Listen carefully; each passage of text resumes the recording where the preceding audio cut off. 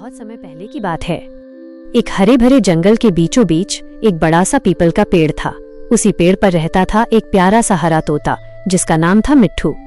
मिट्ठू के पंख पन्ना जैसे चमकते थे, उसकी लाल चोंच सूरज की किरणों में दमकती थी और उसकी आंखों में हमेशा जिज्ञासा की चमक रहती थी। मिट्ठू बाकी तोतों से थोड़ा अलग था। जहां दूसरे तोते दिन भर दाना चुगते, खेलते और शोर मचाते रहते थे, वहीं मिट्ठू को नई चीजें सीखने और दूर दूर तक उड़ने का शौक था। उसे आसमान में ऊंचा उड़कर बादलों को छूने का सपना आता था। एक दिन मिट्ठू ने अपनी माँ से कहा, माँ, मैं बहुत ऊंचा उड़ना चाहता हूँ।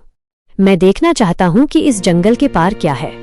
माँ मुस्कुराई और बोली, बेटा, सपने देखना अच्छी बात है, लेकिन उड़ान भरने से पहले अपने पंख मजबूत करने पड़ते हैं। यह सुनकर मिट्ठू ने रोज अभ्यास करना शुरू कर दिया।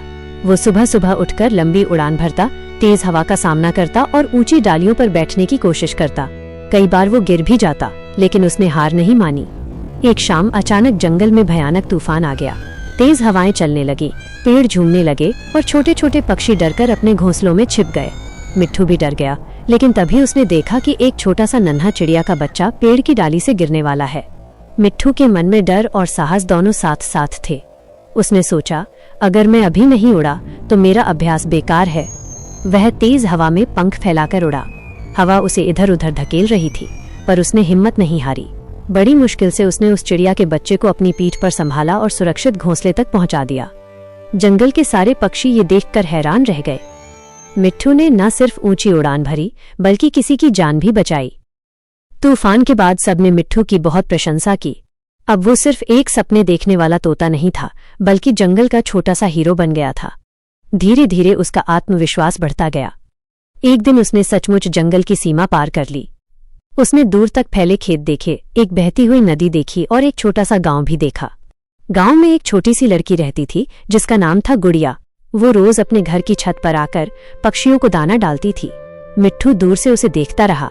उसे लगा कि ये लड़की कितनी दयालु है। एक दिन मिट्ठू हिम्मत करके उसके पास उड़कर गया। गुड़िया ने उसे देखकर मुस्कुराते हुए कहा, अरे वाह, कितना सुंदर तोता है।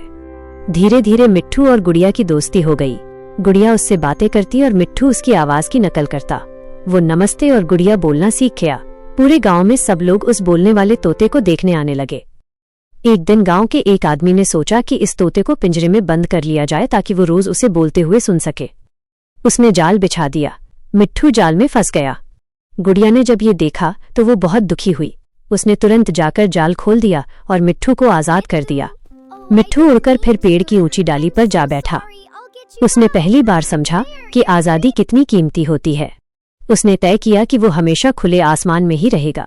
कुछ दिनों बाद मिट्ठू वापस अपने जंगल लौट आया।